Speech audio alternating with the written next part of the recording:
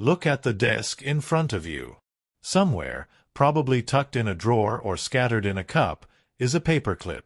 It's just a small twist of metal, so ordinary you might not give it a second thought. But this tiny object has held together more than just paper. It's bound ideas, organized revolutions, and even inspired acts of defiance. Welcome to Small Thing, Big Change. I'm Richard, and today we're unraveling the surprising story of the paperclip, a small thing that made a big impact.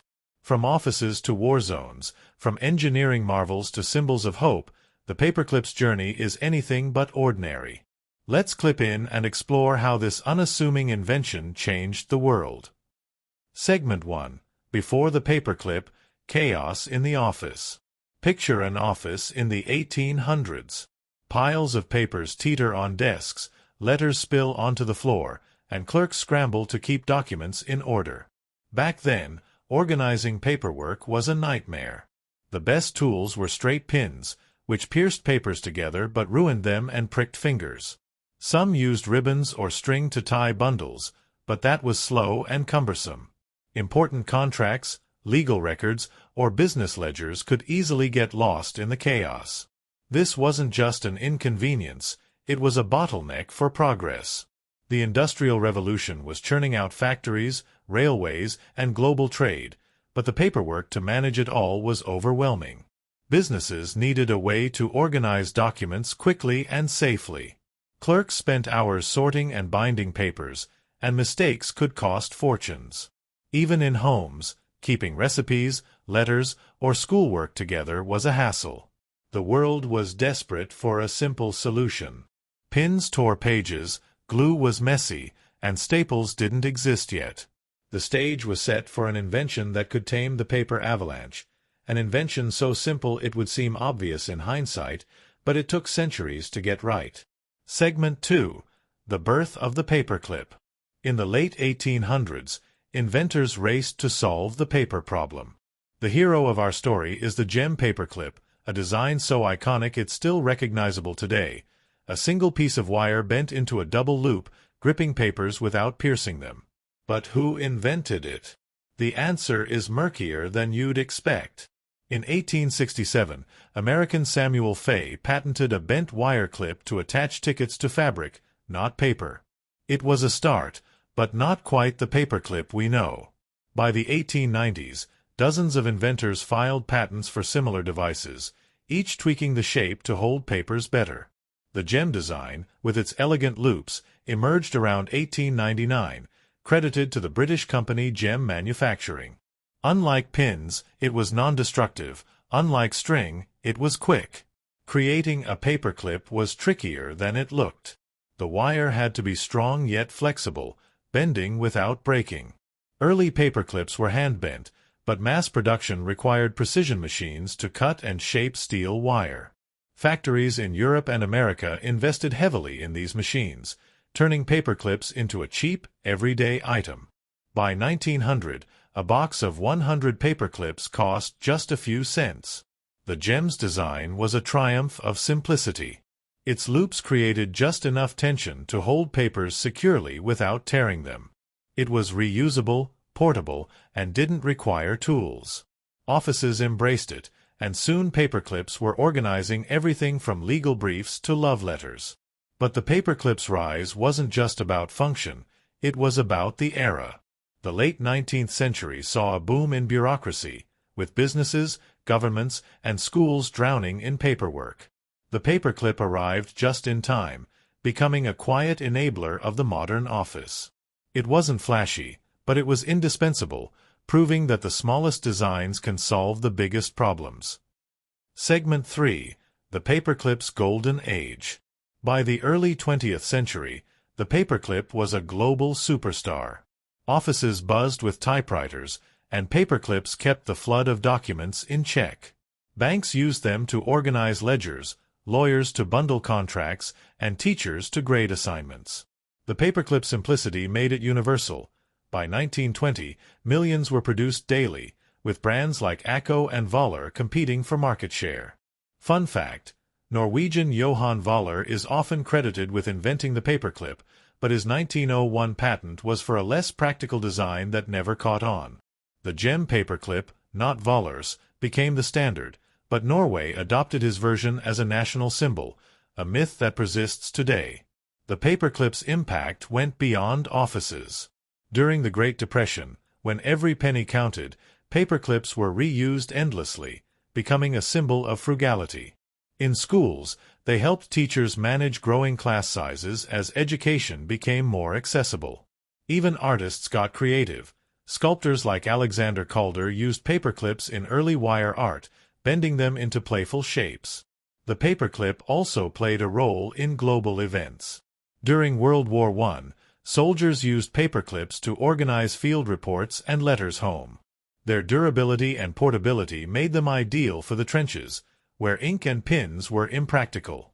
By the 1930s, the paperclip was so ubiquitous that it became a metaphor for efficiency, with office manuals praising its elegant simplicity. But mass production had a darker side.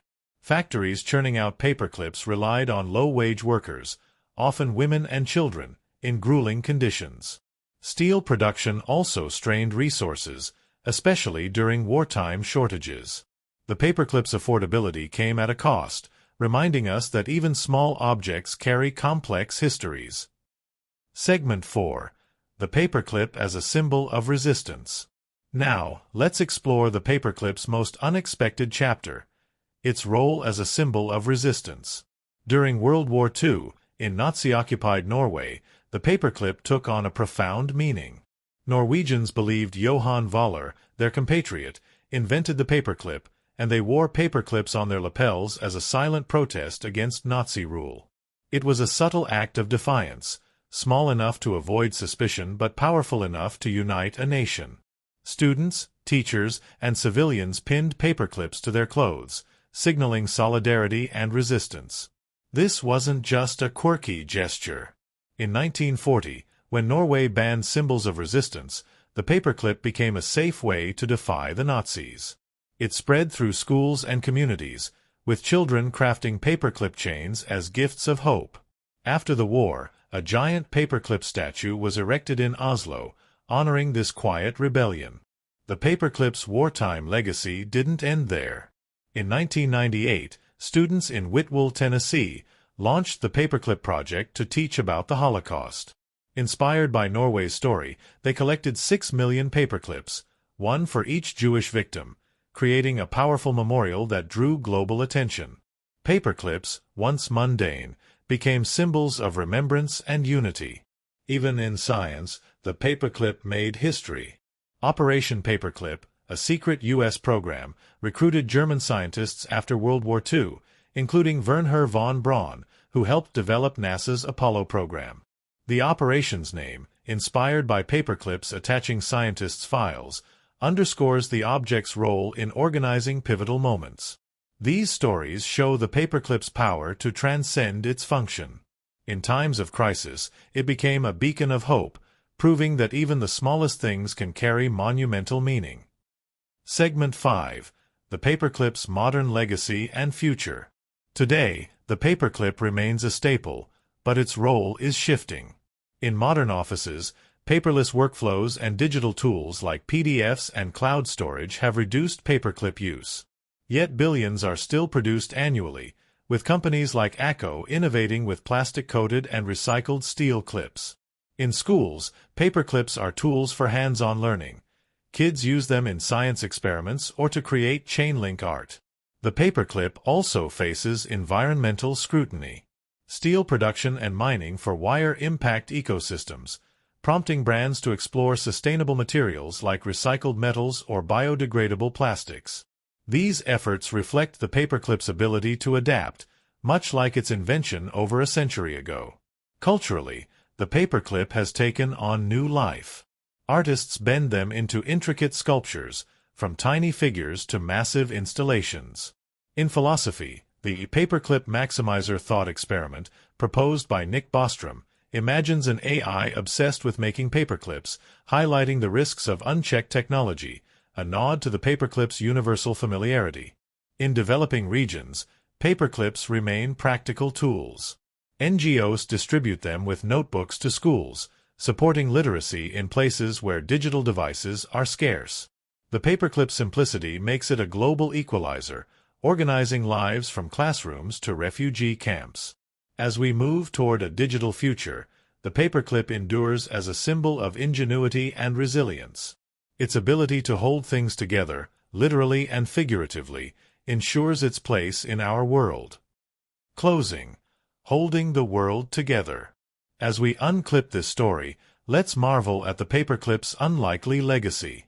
This tiny twist of metal organized the modern world, inspired resistance, and carried meaning far beyond its size. It's a reminder that the smallest things can hold the biggest ideas together. This is Small Thing, Big Change, and I'm your name. If the paperclip's journey amazed you, hit that like button, subscribe, and share in the comments. What's another everyday object you want us to explore? A button, a zipper, a key? Until next time, keep finding the big changes in the small things.